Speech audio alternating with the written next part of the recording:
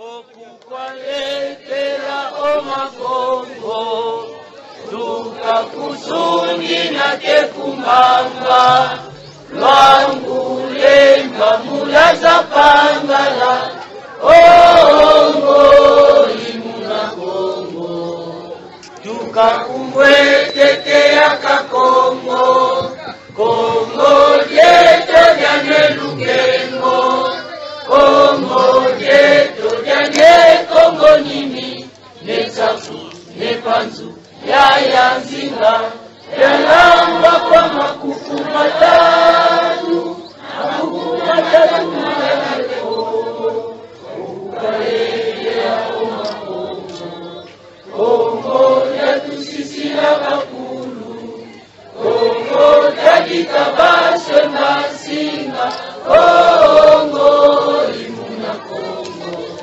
kenzoka kongo wakenzolanza sala wayala bwayala sanda bantandu kamutsiko tobola nkosi tobola ngoya kongo imuna kongo kongo imuna kongo kongo imuna kongo.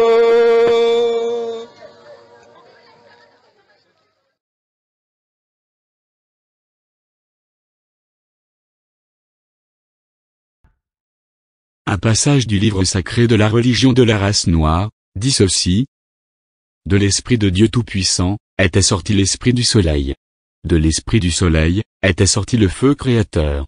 De l'océan de feu du Soleil, était sorti la mère Terre, qui met au monde ses enfants, les plantes, les animaux, et les hommes, de la race des fils de la Terre. La planète Terre, met au monde ses enfants. Après cela, nos pères, venus du ciel, de la lumineuse étoile Kakongo, vinrent sur la Terre, à l'aide d'un char de feu, qui atterrit sur le plateau de l'Éthiopie, dans le monde de Katkyopa. Sur la terre de l'Éthiopie, les Bana Bazulu, se marièrent avec les Bana Batoto, les Bala Batami, venus de l'Inde. De ces mariages, étaient issus les Bena Congo. Après le déclin de la civilisation égyptienne, en l'an 220 avant l'ère des poissons, un archange du nom de Mwanda Congo, apparut au Majmbomé Bazulu, et lui confia la mission d'être le dirigeant des Bena Congo. S'adressant au peuple Congo par l'intermédiaire du Majmbomé Bazulu, l'archange Mwanda Congo dit: pour la confusion des nations, et cela jusqu'à ce que le temps prévu par le Seigneur Mwanda Congo arrive, dès maintenant les nations vous connaîtront sous mon nom de temple. Vous êtes les Béni Congo, les Bena Congo. Vous quitterez le nord pour le sud, la tête pour le cœur. Vous cacherez les mystères de la sainte loi dans les caves du cœur de Katshopa, et vous cacherez les 12 dans 3. Quand les peuples barbares du monde des ténèbres arriveront à transformer la sainte tradition, qui est en soi noire, en une tradition blanche, alors vous abandonnerez ce grand repas qu'ils auraient empoisonné. Et alors viendra la nouvelle alliance avec mon peuple élu, le peuple Congo. Tu es la nation qui a été choisie pour me servir. Tes premiers ancêtres sont venus du ciel, de l'espace, mais toi, tu es né en Éthiopie. De l'Éthiopie je t'ai amené en Équipata. Et maintenant je te fais sortir de l'Équipata et je t'envoie loin au-delà de l'Éthiopie, pour y être la tête, et le cœur, de cette grande région de Timanessi, qui va de l'océan Katshopa, Kalunga, jusqu'aux sources du Nil. Tu iras vivre au pays de ce grand roi, le grand Mani Congo qui viendra du ciel, de l'espace. C'est là que les prophéties s'accompliront pleinement. Car en vérité, dit le Seigneur, lorsque les fils du monde des ténèbres arriveront à dévier collectivement les peuples de la terre du droit chemin, la lumière qui réhabilitera le monde, proviendra de Congo Diagne Totela, au temps prévu par le Seigneur, lorsque l'étoile de la promesse viendra au Congo central. Ainsi, sous les directives éclairées du Majmbomé Bazulu, les Bena Congo du Sahara, de Canaan, de Madian, de Moab, de la Nubie, et de l'Égypte vont se regrouper en Éthiopie, et commencer la grande migration, qui va les conduire vers l'inconnu. Les Bena Congo vont laisser l'Éthiopie en direction du Tanganyika, et finiront par atteindre la terre qu'ils nommèrent, Dizimeba, qui est l'actuel Zimbabwe. Après la mort du Majmbomé Bazulu, l'archange Mwanda Congo consacra Nkulu Sanusi, qui devint le dirigeant des Bena Congo. Après le Zimbabwe, sous la conduite de la prophétesse Mamam Bangala Mabenevoa, la femme à 9 mamelles, les Bena Congo entrèrent dans le désert du Kalahari. C'est là où ils commencèrent à se marier avec les Pygmées. L'union des Bena Congo et des Pygmées produisit les Herero de la Namibie, qui, jusqu'à nos jours parlent des langues semblables à celles des Pygmées. Traversant le désert de Kalahari sous une grande purification, tous les Bena Congo qui s'étaient mal comportés et qui avaient péché aux Imebaboué, y périrent par les coups de foudre et de tonnerre. Une nouvelle génération de Bena Congo naîtra du désert de Kalahari, et va entrer dans le pays de la terre promise. Lors de ce voyage, une souche de Bena Congo va perdre l'itinéraire et s'orienter vers le sud. De cette souche, sortira les Zoulous de l'Afrique du Sud. En l'an 320, de l'ère des poissons, sous la conduite du prophète Sansukulu Akanda, les Bena Congo vont traverser le fleuve Kunene, et occuper la première région de la terre promise. Les Bena Congo avaient réussi à prendre les terres de Kwandu, Kubangu, Okavambu, Kunene.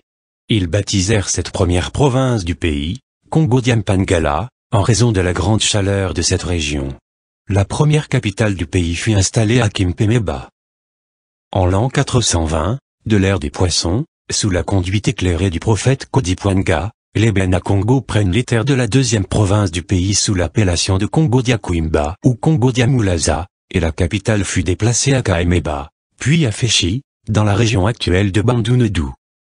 En 424, toujours de l'ère des poissons, les Bena Congo ont réussi à prendre les terres du Kwangu, Luangu, Kwiu, Lulua, et construisirent le Congo-Diakwimba. Après le Congo-Diakwimba, les Bena Congo sont allés pour arracher la terre de Katanga. Arrivés au Katanga, les Bena Congo se sont mariés avec les Katangais. De cette union naquirent les tribus des Balunda et Tukongo, du Katanga.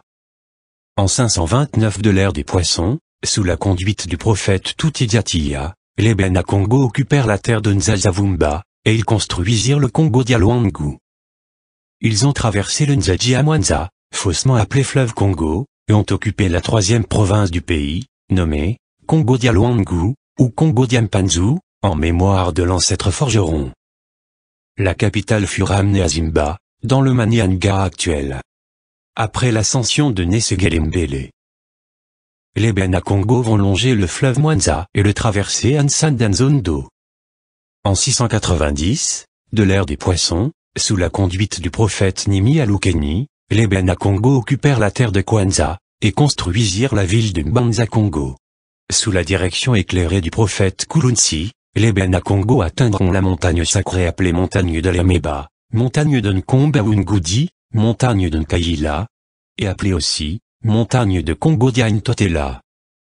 Avant de gravir cette montagne, les Bena Congo vont rester pendant 40 jours au bas de la montagne pour se purifier. Et enfin le grand prêtre Nkembo Vamoneswa, avec 12 vieillards, gravir le sommet de la montagne sacrée. L'archange Mwanda Congo y descendit sous la forme du soleil brillant, et foula de ses pieds le sol de la montagne sacrée. 9 aigles géants survolèrent la montagne ce jour-là, il y eut des tonnerres, l'arc-en-ciel apparut sur la montagne, et l'étoile de la promesse à 6 pointes, vint s'accoler sur l'arc-en-ciel. Une pluie fine tomba au bas de la montagne en guise de bénédiction du peuple. Les Bena Congo, à genoux et figure contre terre, juraient de servir leur seul Dieu, en lui adressant un serment de fidélité en ces termes.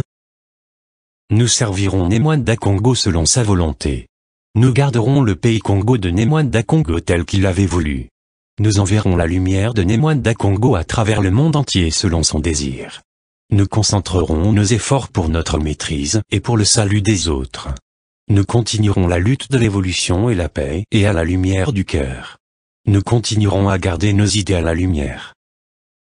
L'archange Mwanda Congo donna à Nkembo Vamoneswa une pierre sacrée, appelée Lusunzi, ou Makongo, et les lois qui devraient désormais régir le pays qu'il venait de leur léguer, et dit Congo Tadi, Kabasu Mbasinga. Ce qui signifie le Congo est un, et indivisible. Puis, il bénit les Bena Congo et les 3 provinces du Congo.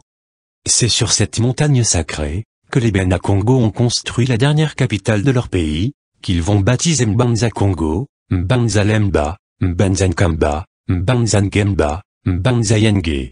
Et tous ces noms signifient la ville de paix. En 691, de l'ère des poissons, c'était la fin des travaux de construction de Mbanza-Kongo, sous la direction du grand artisan Neema Matoko. Partant de Mbanza-Kongo, les Banakogo vont se multiplier, s'épandre, et occuper l'étendue qui va de la rivière Kunene, au sud de l'actuel Angola, jusqu'au fleuve Goué, au sud du Gabon, et de l'océan Atlantique, jusqu'au lac Mai-Ndombe, au Bandundu. Toute cette étendue est l'Empire fédéral du Congo, l'espace culturel Congo, Congo-Diagne-Totela, appelé par erreur Royaume du Congo. Le Royaume du Congo était un royaume démocratique, électif, et fédéral. C'était un système politique dicté par l'archange superviseur de l'Afrique centrale. Ainsi, en démocratie, le Royaume du Congo avait des siècles, je dis bien des siècles d'avance, sur l'Europe, et sur l'Amérique. La tradition Congo enseigne que la théocratie, c'est le pouvoir de Dieu, exercé par les envoyés de Dieu, les élus de Dieu. Tandis que la démocratie, c'est le pouvoir du peuple, exercé par les messagers du peuple, les élus du peuple. Les élus du peuple sont les envoyés du peuple, les députés nationaux, ou les députés provinciaux. Au Royaume du Congo, la Chambre des députés était composée des civils, des purs politiciens, les députés. Tandis que le Sénat était composé des religieux, des grands prêtres, les sénateurs, venus du temple de la sagesse Congo. Les sénateurs vérifiaient chaque loi, sortie de la Chambre des députés, en fonction de sa conformité au Kodidiamowayo, la loi sacrée, d'origine divine. Toute loi, vérifiée par les grands prêtres, était présentée au peuple Congo, à la place Yalankou, à Mbanza-Kongo, où se trouve cet arbre mystique et millénaire, appelé Yalankou. La sagesse Congo dit que, là où le peuple ne choisit pas librement ses élus, la démocratie n'existe pas. Que le peuple est une pierre très glissante, et si tu ne fais pas la volonté du peuple, tu ne gouverneras jamais, démocratiquement, le Congo. Cette même sagesse Congo enseigne que on peut corrompre un petit nombre de députés, mais on ne peut jamais corrompre des millions de personnes, qui forment le peuple. Ainsi, dans la démocratie du Royaume du Congo, pour obliger les politiciens d'être fidèles au peuple, tout mandat politique s'obtenait par le suffrage universel direct, au niveau fédéral, et au niveau étatique, c'est-à-dire provincial. Les Banakongo, les Bakongo donc, ont une expérience démocratique millénaire, dans leur pays millénaire, le Royaume du Congo, fondé sur l'inspiration d'un archange céleste, l'archange Mwanda Kongo. Nsakunevunda, le grand prêtre, était le gardien du Kodidiamowayo, qui est la loi sacrée du royaume, que l'archange Mwanda Kongo, l'esprit divin, donna au mage fondateur du Royaume du Congo, au nom du Mfumu Kongo, notre Dieu. L'article 1, de cette loi sacrée, dit ceci. La loi sacrée ne peut être modifiée, ni transgressée. Parlant de l'unité du Royaume du Congo, la loi sacrée dit ceci, il est strictement interdit de balkaniser le Royaume du Congo. Car le pays du Congo, doit rester cette pierre, qu'on n'a pas le droit de briser en plusieurs morceaux, de diviser en plusieurs pays indépendants. La loi sacrée prévient, que quiconque va aller à l'encontre de cette loi, d'origine divine, le payera très cher. Car, tôt ou tard, il sera frappé par des calamités naturelles, qui l'obligeront d'apprendre sa leçon, par la souffrance. Car on ne se moque pas de Dieu, Mfumu Kongo. Ainsi, aux étrangers qui viennent au Royaume du Congo, la loi sacrée dit ceci. Soumets-toi à la loi du pays hôte, n'y amène pas ta loi. Aux générations successives des Bakongo, la loi sacrée leur demande de jurer constamment en disant ceci. Notre Congo nous a été légué par nos ancêtres. Je respecterai la loi sacrée que nous a légué nos ancêtres, c'est le Kodidiamowayo. Parlant de la terre du Congo, la loi sacrée dit ceci au Bakongo. Le ciel est mon père, tandis que la terre est ma mère nourricière.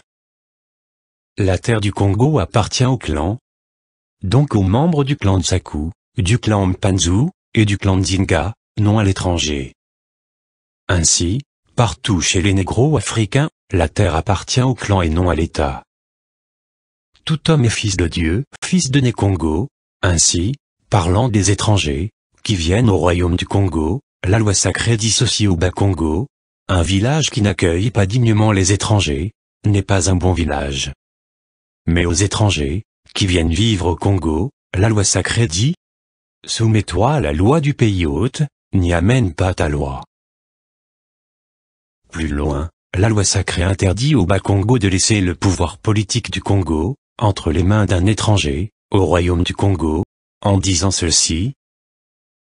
Les instruments royaux du Congo ne peuvent être touchés par un étranger. La loi sacrée du royaume du Congo interdit au clan Congo de vendre une portion de leur terre ancestrale à un étranger. Car le pays des Bas-Congo c'est la terre du Congo. Ainsi, vendre cette terre des Bas-Congo aux étrangers, c'est vendre le pays des Bas-Congo aux étrangers. Ainsi, dit la loi sacrée du royaume, la terre du Congo appartient aux Bas-Congo, pas aux étrangers. Par contre, la loi sacrée permet aux membres d'un clan Congo de faire louer une portion raisonnable de la terre de leur clan à un étranger de bonne vie et mœurs pour ses activités économiques. En effet, dit la loi sacrée, la terre du Congo ne peut être vendue à un étranger. Entre Bas-Congo, on peut se vendre la terre, mais à un étranger, on la lui prête. La loi sacrée poursuit, en disant ceci au gouvernement royal de Mbanza-Congo.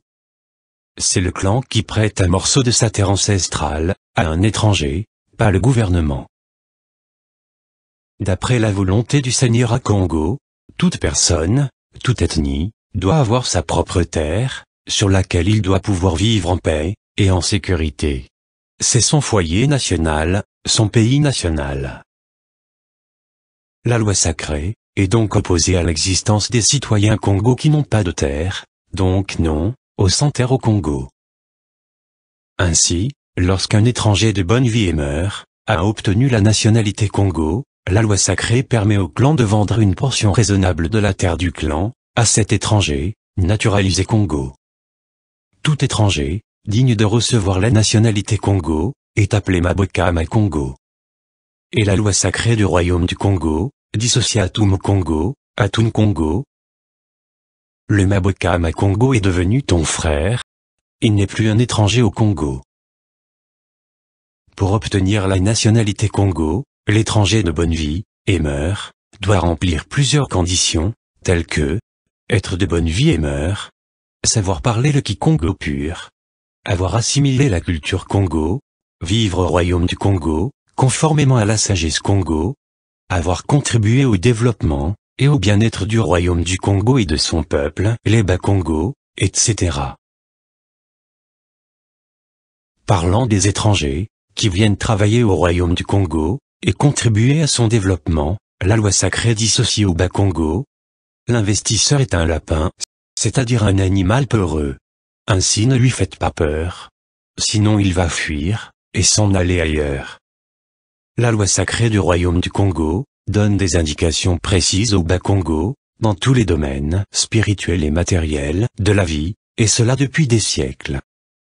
La transgression de cette loi sacrée expose le Nkolami, c'est-à-dire le transgresseur de la loi, à des sanctions très sévères, de la part du gouvernement de chaque État autonome du royaume du Congo, Luangu, Kuimeba, Kakongo, Mpangala.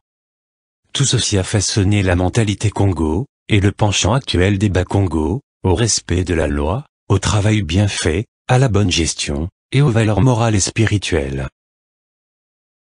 L'archange du Congo avait strictement interdit la prostitution sexuelle. Ayant fait l'inventaire de la population du royaume du Congo, on s'était rendu compte qu'il y avait plus de femmes que d'hommes.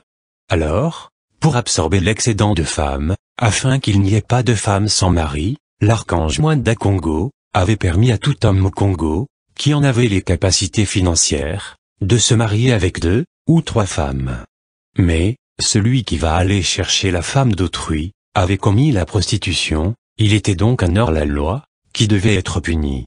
Pour celui-là qui avait transgressé la loi sacrée du royaume, on creusait un grand trou au marché, et ce transgresseur de la loi s'avançait vers le trou, pendant que la foule criait « Descends, descends dans le trou, monsieur le voyou, le transgresseur de la loi ». Puis, on l'enterrait vivant au marché.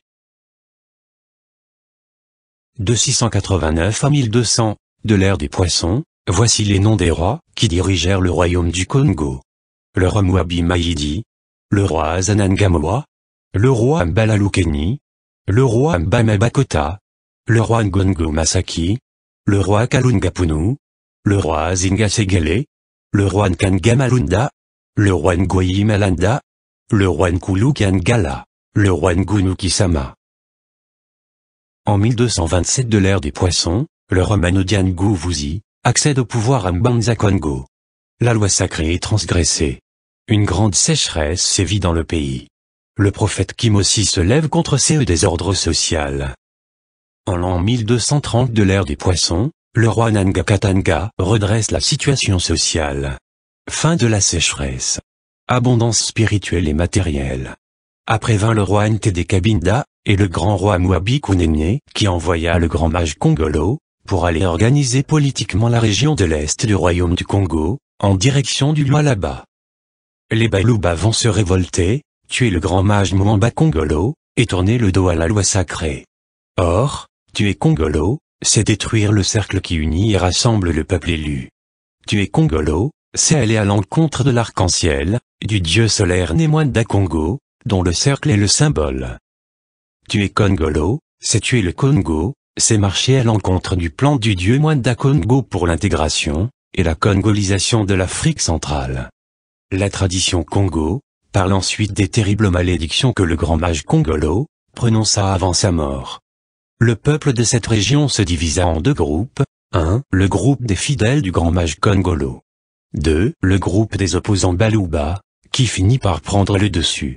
Le conseil du royaume Mbanza Congo donna l'indépendance à cette région fortement congolisée, et décida que la frontière de l'empire du Congo, à l'est, soit ramenée au fleuve Zambezi, à la rivière Lulwa, Mumboyo, du Katanga, du Kasaï, et la rivière Nsanga. La fusion du Congo et du Lualaba échoua donc. La loi sacrée fut transgressée sous le règne du roi Voyopalanga. L'archange Mwanda Congo éleva le prophète Kutumi, qui se dresse contre ce désordre social, et provoque une renaissance spirituelle dans le pays. De l'an 1300 à l'an 1369, se succèdent à Mbanza Congo le roi Mwene Dengidi, le roi Nangamutombo, le roi Zinganuzoma. De l'an 1370 jusqu'en 1481, les rois qui dirigèrent le royaume du Congo sont le roi Nkanganimi, le roi Nkuwu-Mutimu, le roi Nzingankuwu. Notez bien que, il y a actuellement deux sortes d'intellectuels en Afrique centrale. Il y a d'un côté les intellectuels centrafricains qui ne connaissent pas le passé lointain de l'Afrique centrale, et d'un autre côté, il y a un groupe d'intellectuels centrafricains qui, grâce à Dieu, connaissent ce passé lointain. Les intellectuels centrafricains qui ne connaissent pas ce passé lointain, et ceux qui le connaissent, ce passé lointain, ne parlent pas le même langage. Nous avons l'impression qu'à force d'avoir mangé trop de sardines sans tête, dans les universités de type occidental, l'intellectuel africain s'est transformé en une véritable sardine, dont la tête pensante reste toujours en Occident. Notions qui sont contraires. Les ignorants de la véritable histoire de Congo Diagne Totela parlent d'un prétendu royaume des bêtes, et ils ont inventé celui qu'ils ont appelé le prince du royaume de Luango. Mensonge. Voilà des notions qui sont contraires à la tradition social-démocrate Congo. Car, la tradition Congo ne connaît pas des princes, et des successions héréditaires de père en fils. Depuis son origine, au IVe siècle, le royaume du Congo était un royaume électif, démocratique, au sens moderne du terme. En vérité, le royaume du Congo était simplement la République fédérale du Congo. Son chef porte le titre de Mani-Congo, qui ne signifie pas le roi du Congo. Car, le Mani-Congo veut dire le chef suprême du Congo. Ce chef peut être un empereur, un roi, ou un président. Congo Diagne Totela veut dire l'Union fédérale du Congo. Cette union fédérale peut être un royaume fédéral, un empire fédéral, ou bien une république fédérale. Ce sont les Européens qui nous ont habitués à parler en termes de roi du Congo. Car les ancêtres Congo, eux, parlaient en termes de Mani-Congo, de Ntotela-Congo. Le Ntotela est le titre qu'on donne au chef suprême d'un pays de type fédéral, ou confédéral. Que ce pays soit un empire, un royaume, ou une république. La tradition Congo enseigne que dès sa fondation, le royaume fédéral du Congo était régi par des lois républicaines, démocratiques. Car, dès la fondation du pays de Congo dia Ntotela, la tradition social-démocrate Congo disait Kimefumu, Makiatumbua. Ibafoi, Ibamowayo, Batumbenga. Ce qui signifie, l'accès au pouvoir est une affaire d'élection, d'investiture. Ce sont les vivants, et les morts, qui doivent voter, qui doivent investir. En 1457, se leva le prophète Bouela Mwanda, qui annonça l'arrivée des Occidentaux sur la terre Congo, et leurs intentions.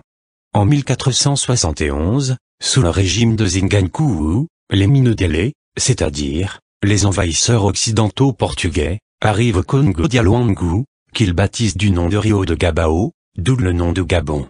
Ces Portugais venaient de l'Europe, via l'île Kalunga, à laquelle ils donnent le nom de Sao Tomé. En l'an 1482, le Portugais Diego Cao arrive à l'embouchure du fleuve Mwanza, qu'il nomme Zaïre. Par déformation du mot Kikongo, Zari, qui signifie « le fleuve ». Le 3 mai 1491, le roi Zingankouou, converti au christianisme, et baptisé, ouvre ainsi la voie à la pénétration du christianisme dans le royaume du Congo. Pendant que le capitaine portugais Luís da Souza, et les prêtres espions, faisaient semblant de parler de Dieu à Mbanza Congo, les autres soldats portugais, restés au port de Pinda, attaquent les Bakongo habitant les îles de Boulambemba, Boulukolo, Malela, et Mateba, aux fins de capturer des esclaves noirs, à vendre en Occident. C'est le début de l'esclavagisme, la traite atlantique, où 13 millions de Bakongo furent emportés comme des sardines, sans aucune considération humaine, aux États-Unis, au Brésil, en Haïti, à Cuba, à Saint-Domingue, au Jamaïque, en Guadeloupe, en Martinique, etc. C'est à partir de cette date, que les Européens étaient désormais surnommés Minodélé. En langue kikongo, le mot Mundélé, qui fait au pluriel, Minedélé, veut dire terroriste, envahisseur, ou esprit maléfique. Le mot blanc se dit en kikongo, Pembe. Les habitants du Mbanza Congo se divisent en deux camps. 1. Le camp des partisans du christianisme colonial regroupé autour de Nemvemba Zinga, fils du roi Zingankouou. 2. Le camp des partisans du recours à l'authenticité culturelle, regroupé autour de Nepanzu Azinga, appelé aussi Nepanzu Alumbu, un autre fils du roi Zingankouou. En l'an 1506, le roi Zingankouou meurt à Mbanza Congo. Le conseil du royaume élit Nepanzu Azinga pour prendre le trône royal. Mais en l'an 1507, les Portugais assassinent le roi Nepanzu Azinga, à la demande des prêtres catholiques. Nemvemba Zinga, l'homme des prêtres catholiques, monte sur le trône royal du Mbanza Congo. En 1518 à Rome, le pape Léon X consacra Lukeni Luazinga comme étant le premier évêque africain catholique. Lukeni Luazinga était le fils du roi Mvemba Zinga. Le 26 août 1641, les soldats hollandais, sous l'égide du général Cornelis Hendrik, ont attaqué le royaume du Congo, et l'arracha des mains des Portugais. Le 14 octobre 1641, les Hollandais ont occupé la ville de Mbanza Congo. En 1644, le Vatican envoie des missionnaires au pays de Congo dia Ntotela, parmi lesquels se trouve le capucin François de Rome, qui a écrit son livre intitulé « La fondation de la mission des Capucins au royaume du Congo », en 1648. Dans ce livre, le père de Rome donne des témoignages sur l'existence de la démocratie, des droits de l'homme, et des libertés fondamentales au Congo, à une époque où toutes ces valeurs démocratiques universelles n'existaient pas du tout en Europe. Car la première république du monde occidental a été instaurée en 1776 en Amérique et en 1792 en France, après la Révolution française de 1789. Le pays de Congo dia Ntotela avait donc une avance de 14 siècles d'expérience démocratique sur l'Europe. Les pays européens avait donc un retard de 14 siècles en expérience démocratique, par rapport au Congo. Parlant de la démocratie au Congo, le père de Rome a écrit ceci, en 1648. Au Congo, tant la royauté, que toute principauté, s'obtient par élection et non par succession. Dans son livre intitulé L'Ancien Royaume du Congo, Monseigneur Cuvillier parle également de l'existence de la démocratie au Congo, lorsqu'il dit ceci. La royauté au Congo était élective. Toujours dans son livre cité si haut, Monseigneur Cuvillier témoigne l'existence au Royaume du Congo, des droits de l'homme, et des libertés fondamentales, lorsqu'il dit ceci. Au Royaume du Congo, personne ne pouvait être condamné sans avoir été préalablement jugé. Le plaignant, tout comme l'accusé, avait l'habitude de choisir un avocat, un nzonzi, pour sa défense. Décrivant une séance publique de jugement au Royaume du Congo, Monseigneur Cuvillier écrit ceci. Sur la place publique, le juge s'assied sur un siège placé sur un grand tapis, il tient une baguette en main, à ses côtés, se tiennent quelques hommes choisis parmi les plus intelligents. Les deux adversaires s'agenouillent au milieu, et chacun expose ses arguments. Ceci fait, le juge leur donne l'autorisation de se choisir leurs avocats. Ceux-ci prennent la défense de leurs clients et commencent à discuter leur cause.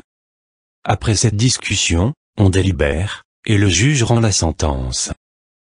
Conclusion, les Bana-Congo étaient en avance en démocratie, en droits de l'homme, et en liberté fondamentale. Puis, à l'aide de la Bible et des armes à feu, les Européens sont venus supprimer la démocratie, les droits de l'homme, et les libertés fondamentales au Congo, en les remplaçant par la dictature coloniale, les brimades, la tyrannie, le terrorisme de grande puissance, les coups d'État, et les théories du genre, le pouvoir politique est au bout du fusil. Notez ceci, que dans la tradition négro-africaine, le Mbuta, le frère aîné, le sage vieillard, est le garant de la paix. Ce sont les petits qui cherchent constamment à se battre, tandis que le Mbuta, le frère aîné, lui, use toujours de sa sagesse pour éteindre le feu de la guerre et garantir la paix. Par contre, ceux qui ont des droits de veto en Occident, croient que pour gagner des élections chez eux, il faut d'abord aller bombarder l'Irak, ou aller agresser un pays d'autrui. Et ces tenants des vétos, se prétendent être les frères aînés de l'humanité. C'est la loi de la jungle et de la forêt. Le village planétaire? C'est très bien tout cela, mais où est le sage Mbuta, qui sera le chef du village planétaire? Puisque ceux qui ont des vétos à l'ONU, sont plutôt des terroristes de grande puissance.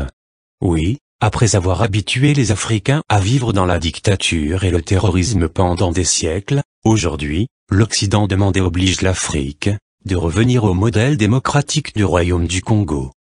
Voilà comment on a donné ce grand retard aux Africains, que le monde entier déplore aujourd'hui, en parlant de l'Afrique. L'Afrique avait des grands ensembles démocratiques du genre Empire du Ghana, l'Empire du Mali, le Congo Diagne-Totela. L'Europe est venue morceler ces grands ensembles, en les transformant en plusieurs dizaines de micro-États. Aujourd'hui, l'Europe prône les grands ensembles régionaux, tout en soutenant les frontières coloniales en Afrique, frontières qu'on a effacées et supprimées en Allemagne, en URSS, en Tchécoslovaquie, en Yougoslavia. L'Afrique vivait dans la démocratie la plus noble, la plus pure. L'Europe est venue supprimer cette démocratie, et avait instauré le règne de la terreur pendant des siècles. Maintenant, l'Europe demande à l'Afrique de revenir au modèle démocratique du Congo, tout en continuant à soutenir, secrètement, les dictateurs que l'Occident a fabriqués et utilisés en Afrique pendant des décennies. L'Afrique menait un mode de vie communautaire plein de chaleur, et d'hospitalité. L'Europe est venue combattre ce mode de vie, en prônant des théories du genre, chacun pour soi, Dieu pour tous. Aujourd'hui, de plus en plus de gens en Europe désapprouvent la froideur de l'individualisme, dont le salut se trouve dans l'esprit communautaire africain. Demain, l'Occident demandera à l'Afrique de revenir au bout Congo, qui est la voie initiatique Congo, qui a été, et qui est encore, fortement combattue par l'Église chrétienne coloniale, et tous ces évangélistes magiciens, que l'Occident continue à envoyer en Afrique, et à soutenir, avec des moyens multipliés par 1000, pour combattre le bout Congo négro-africain, qui est la voie initiatique universelle incarnée dans la tradition négro-africaine. l'Amérique était une colonie britannique. Après une période de brouille due à la guerre de la décolonisation, qui a opposé les Anglais aux Américains, actuellement, l'Amérique et l'Angleterre sont devenus deux pays amis. Ainsi, nous invitons ceux qui sont sages en Europe, et en Afrique, pour assumer leurs responsabilités, afin de pouvoir bâtir, sur de nouvelles bases, des relations d'un type nouveau entre l'Europe et l'Afrique, et cela pour le plus grand bien du peuple africain, et du peuple européen. Pour cela, on doit débarrasser l'Afrique de ses frontières coloniales, et la restructurer en tenant compte des réalités du terrain. On doit bannir certaines méthodes négatives du passé, pour mettre l'accent sur ce qui est positif et avantageux, pour l'Afrique et l'Europe. Si l'on réussit dans cette voie, alors l'avenir de nos relations sera bon et fructueux. À défaut, alors chacun sera obligé d'aller chercher ses amis ailleurs, et cela par la faute de ceux qui comprennent toujours en retard. Il existe un contentieux Europe-Afrique dans le monde spirituel.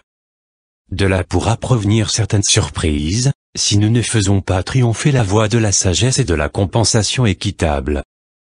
Ne l'oublions jamais, que ce sont les hommes et les dieux qui font l'histoire. Mais, ce sont les dieux qui ont le dernier mot à dire, car les hommes n'ont que l'avant-dernier mot. Fermons cette parenthèse. En 1654, le père Jérôme de Montesarchio, en promenade au Congo-Diambé, rencontra pour la première fois Maa-Koko. Après quelques démonstrations du Maa-Koko, le père Jérôme de Montesarchio dit « J'ai vu Maa-Koko avec mes yeux, l'homme qui a la puissance de se transformer en fourmi ou en toute chose qu'il veut. » En langue kikongo, Koko veut dire la main. Au pluriel Moko. Les 5 doigts de la main, les 5 orifices de la tête. Maa-Koko est un grade initiatique du Bukogo, un grade religieux de la religion Kogo, la religion écologique des anciens sémites noirs, et non pas un grade politique. Maa-Koko n'était donc pas un roi. Mais c'est plutôt le nom que la tradition Kogo donne à un initié qui a atteint le 5e degré. Nkaka, le grand-père. Fermons cette parenthèse. De 1702 jusqu'en 1706, le grand archange du Congo, Nemwanda Congo, consacra la prophétesse Vita Kimpa. Celle-ci avait réussi à réveiller tous les Bas-Congo, et à rebâtir la ville de Mbanza-Congo qui fut détruite. Elle s'inspira, et commença à combattre la religion occidentale sur la surface du territoire Congo. Sous l'ordre de l'Église catholique, les soldats portugais, le père Lorraine Zodaluca, et le père Bernardo da Gallo, ont arrêté la prophétesse Vita Kimpa, et la brûlèrent vivante le 2 juillet 1706. En 1758, beaucoup de Bas-Congo esclaves en Haïti commencèrent la guerre pour l'indépendance, sous la conduite de Macandala. En l'an 1822, après la révolte des Noirs aux États-Unis, et au Brésil, un bon nombre de Noirs, contenant une minime fraction de Bas-Congo, furent rapatriés vers l'Afrique, et va créer le Libéria et la Sierra Leone. Au Libéria, les Bas-Congo vont se regrouper, et construire un quartier qu'ils vont nommer Congo Town. Congo Town se traduit en langue kikongo par Mbanza Congo. En 1877, Henry Morton était venu au Congo à la recherche des terres à arracher. En 1880, Savorgnan de Brazza était venu au Congo-Diambé et proclama Makoko comme roi. En 1881, le missionnaire Henry Stanley envoya des espions pour venir détruire la ville de Mbanza Congo. En 1885, les Occidentaux s'étaient réunis à la conférence de Berlin pour partager l'Afrique comme un gâteau d'anniversaire. Ils partagèrent le royaume du Congo en 4 parties, le Congo-Zaïre, le Congo-Brazza, le Congo-Angola, et le Congo-Gabon. En 1921, l'omnipotent archange Mwanda Congo consacra le grand prophète Kimbangu, grand messager du dieu Zambia Pungu, pour devenir le dirigeant du peuple Congo, et réveiller tous les Bas-Congo.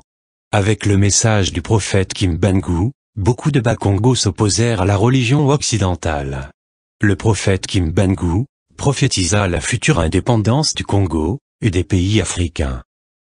De 1926 jusqu'en 1942, se leva au Congo-Diafoua, le Congo-Brazzaville, le prophète Matswa, qui lutta contre la religion occidentale. En 1933, l'archange Mwanda Congo consacra le prophète Matai Mwanda pour diriger les Bangunza, et lutter contre la religion occidentale sur la terre du Congo. En 1939, le prophète Padi se leva, et forma l'Église des Noirs en Afrique par le prophète Simon Kimbangu. En 1954, M. Kassavubu était élu président de la BACO. En 1956, M. Diangienda Kuntima créa l'église kimbanguiste. En même temps, en Angola, les Bakongos s'étaient réunis, et fondèrent le mouvement politique, MPLA, Mouvement populaire pour l'indépendance de l'Angola, à la tête duquel se trouva le docteur Agostinho Neto. En 1958, M. Yalaken Congo était élu président au Congo-Brazza. Le 4 janvier 1959, la BACO demanda l'indépendance du Congo. Le 30 juin 1960, le Congo-Kinshasa accéda à l'indépendance sous la présidence de M. Kassavubu. Le 15 août 1960, le Congo-Brazza accéda à l'indépendance. Le 17 août 1960, le Congo-Gabon accéda à l'indépendance. Le 11 novembre 1975, le Congo-Angola accéda à l'indépendance. Le 24 novembre 1965, sous le commandement du général Mobutu, les soldats congolais chassèrent M. Kassavubu, et passèrent le pouvoir à Mobutu. En 1969, l'archange Mwanda Congo consacra le grand maître Mwanda Semi pour diriger les Bakongo, avec comme mission réveiller tous les Bakongo, et les amener à la religion Congo. Reconstruire le Congo, et rassembler tous les Bakongo en un seul peuple. Amener tous les Bakongo à recourir à leur culture. Écrire le Makongo, le livre sacré de la religion Congo, le livre sacré de la race noire. Préparer les Bakongo, afin de s'apprêter à affronter tous les événements qui vont se produire durant la période du Verseau. Provoquer en Afrique centrale, l'émergence d'une civilisation majeure, particulièrement adaptée à la mentalité négro-africaine, par la jonction de l'aspect positif de la culture négro-africaine, et de la haute technologie moderne. Préparer le Zila Congo, et la venue de celui que tous les initiés du monde entier connaissent sous les noms de Nkwatulendo, c'est-à-dire, l'être puissant, tête chauve, fils du léopard, et homme à la soutane jaune. C'est le prochain Messie, le roi divin, le grand Manikongo qui viendra du ciel, et qui réformera le monde à partir du cœur de Katshopa. C'est dans l'objectif d'accomplir cette grande mission qui lui a été confiée par Dieu, que le grand maître Mwanda Semi créera le puissant mouvement politico-religieux, connu sous les noms de Bundu dia Congo. Avant l'arrivée des Européens marchands d'esclaves du XVe siècle en Afrique centrale, tous les descendants de Mamangunu faisaient partie d'un seul et même grand royaume de Congo Dia-Ntotela. Ce royaume était puissant, très fort, donc difficile à dominer. Ainsi, pour l'affaiblir, les Européens marchands d'esclaves avaient décidé d'introduire la division du peuple Congo en Vumbu, Teke, Vili, Lari, Voyo, Mbundu, etc., en exaltant les différents sous-groupes Congo, en les opposant les uns aux autres, et en les incitant à faire des sécessions, conduisant au démembrement du grand royaume de Congo Dia-Ntotela, pour finalement aboutir à sa domination, à sa colonisation. Diviser pour régner, telle était la devise des marchands d'esclaves, des colonialistes européens, des Minedele. C'est de cette façon que les Européens marchands d'esclaves avaient inventé le royaume de Luango, le royaume de Makoko, le royaume de Matamba, le royaume d'Angola, le royaume de Musulu, le royaume de Beilundu, le royaume de Bié, le royaume de Chiaka, l'empire Lunda, le royaume de Benguela, le royaume de Kanga, le royaume de Luena, etc. Tous ces faux royaumes avaient comme mission de produire la division et le désordre, qui vont empêcher l'union du peuple Congo, et ainsi affaiblir le grand royaume de Congo Dia-Ntotela, afin d'aboutir à sa destruction et sa colonisation finale.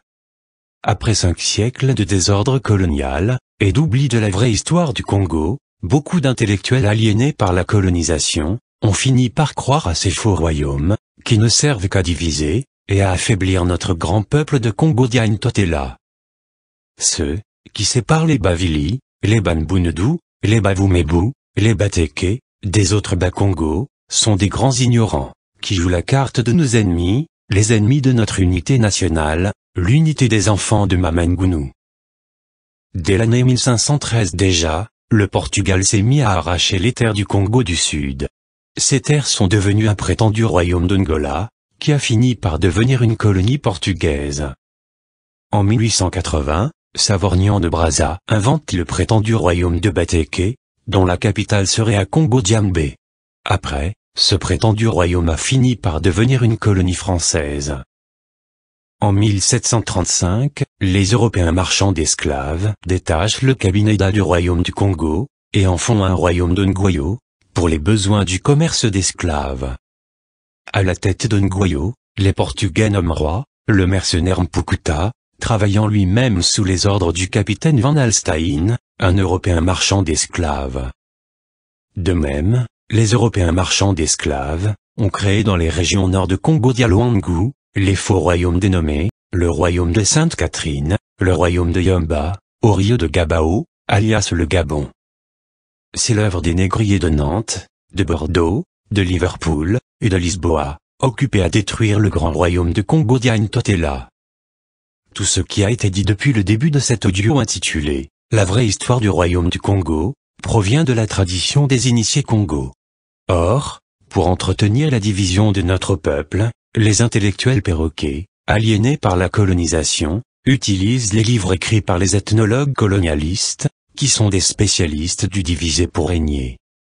Les initiés Congo se moquent éperdument de tous ces livres des ethnologues colonialistes. Car, face aux connaissances immenses que détiennent les grands initiés Congo, leurs écrits sur l'histoire du Congo, et sa tradition, ne sont que des enfantillages.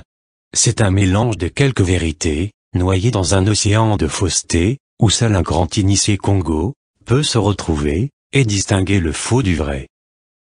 Puisque ceux qui divisent notre Congo-Diagne-Totela, en royaume Teke, en royaume Luango, en royaume d'Angola, utilisent des citations puisées dans les livres des ethnologues colonialistes, pour confondre tous ces messieurs, je m'en vais maintenant utiliser moi aussi, des citations des ethnologues colonialistes, pour démontrer que Makoko, n'était pas du tout un roi. Car, le roi des Bateke, s'appelle le Mani-Congo, qui se traduit abusivement par le grand roi de Mbanza-Congo, le roi de Congo-Diagne-Totela. Car les Bateke sont des Bakongo, et leur pays s'appelle le royaume du Congo, capitale Mbanza-Congo. Vumbuteke. C'est très bien tout cela. Mais allez demander aux Bavumbu, et ils vous diront qu'ils sont des Bakongo, des citoyens de Congo-Diagne-Totela. Makoko était paraît-il le roi des Bateke. Son pays s'appelle comment? Bateke étant le peuple, le pays des Bateke s'appelle comment? Car, tout vrai royaume qui a existé réellement a un nom: Israël, Ekipata, Éthiopie, Zimbabwe, Congo, Mali, Ghana, etc. Réponse: le pays des Bateke s'appelle le royaume de Congo-Diagne-Totela. Le chef spirituel du Congo-Diakati dit ceci: Kinkimba, Lemeba, Boiti, Kimpasi, Ndemebo, etc. étaient des écoles initiatiques du royaume du Congo. Les initiés qui arrivaient au grade de Makoko, dans ces écoles initiatiques, devenaient des chefs religieux, des maîtres spirituels, manifestant des grands pouvoirs spirituels, comme par exemple se transformer en toute chose, marcher sur l'eau, etc. À cause de ces pouvoirs, ils étaient très influents et très populaires dans chaque région du royaume de Congo-Diagne-Totela où ils se trouvaient. À cause de la popularité, et du respect extrême du peuple Congo, vis-à-vis des Makoko, un étranger de passage, et ignorant la tradition Congo, prenait facilement ces Makoko pour le roi de la région. C'est cela que Savorgnan de Brazza a fait avec le Makoko de Congo-Diambé, en 1880, le transformant en roi des Bateke. Depuis lors, la tradition coloniale veut qu'on puisse continuer à parler de Makoko, le roi des Bateke. Ce qui n'est pas vrai. Makoko est un grade religieux, initiatique, que portait un groupe de prêtres Bakongo, des grands initiés les Meba, chargés de sacrer des dirigeants politiques du royaume du Congo. C'est en cela qu'en 1654, parlant d'un Makoko qu'il avait rencontré à l'Emeba, le père Jérôme de Montesarchio disait: c'était quand même un grand initié, un grand mage. son art diabolique lui permettait de se transformer ou en fétu de paille, ou en brin d'herbe, ou en morceau de bois, ou en fourmi, en un mot, en n'importe quoi comme cela lui plaisait. Le chef spirituel du Congo Diakati insiste sur le fait que l'art de Makoko est un art divin, que ce prêtre chrétien essaie de dénigrer en le qualifiant de diabolique. Le père Jérôme de Montessarcure dit que ce Makoko de l'Emeba lui disait qu'il était le grand-père du roi du Congo.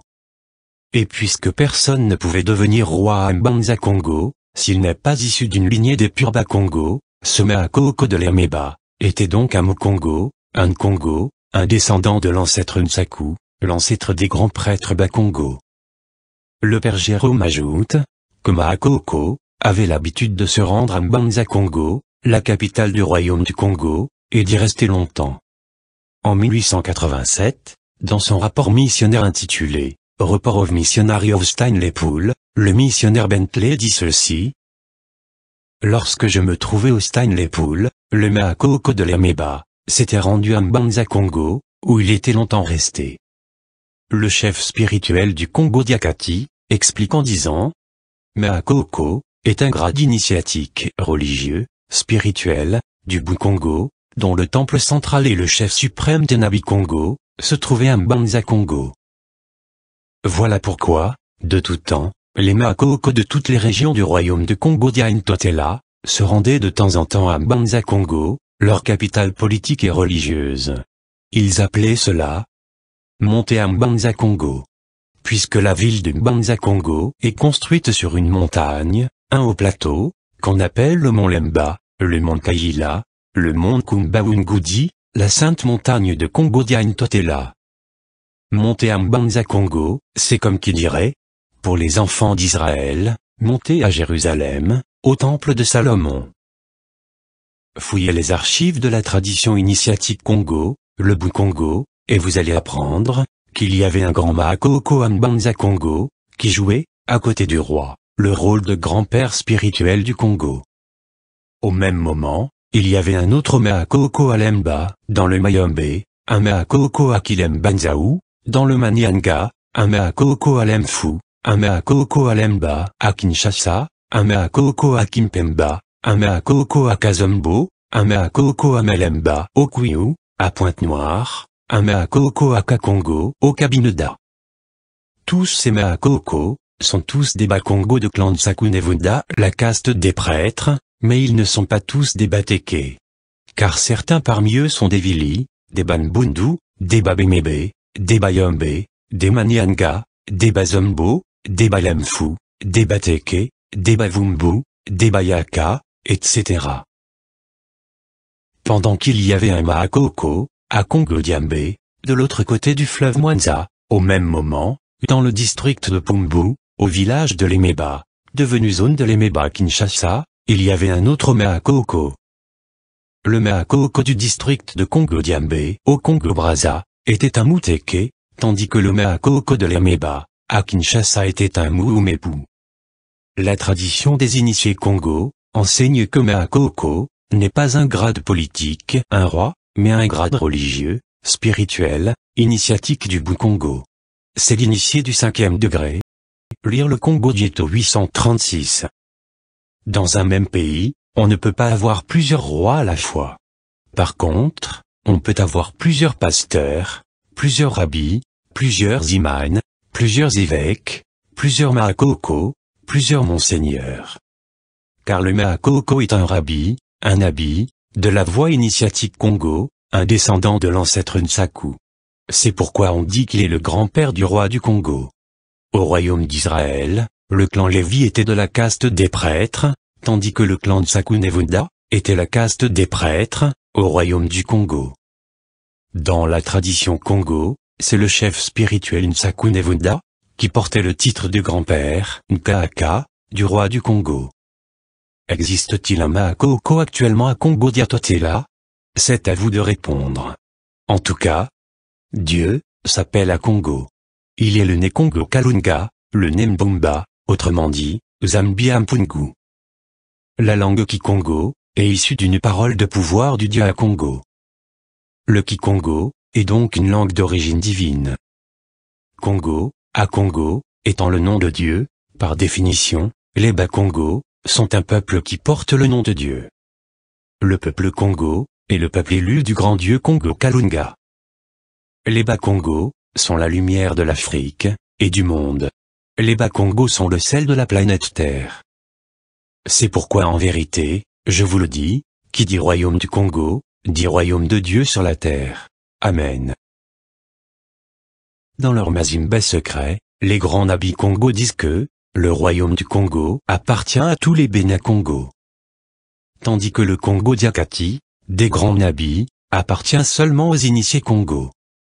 À l'approche d'un certain événement majeur, qui surviendra sur cette planète Terre, seuls les nabis Congo se réincarneront dans cette partie du royaume de Dieu, et seront autorisés à y habiter. Car, disent-ils, toute l'Afrique centrale deviendra un seul grand temple, dont le Congo Diakati formera le Saint des Saints.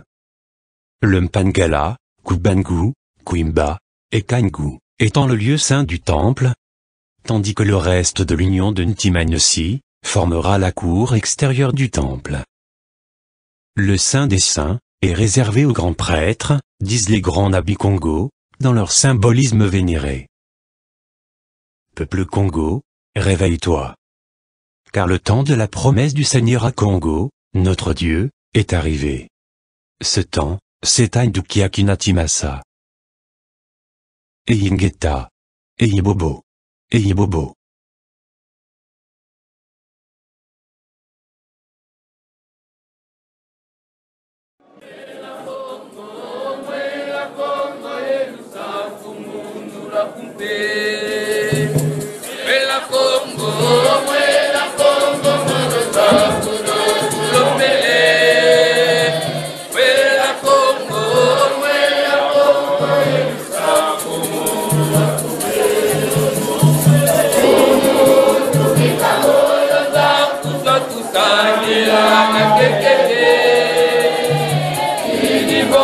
Wa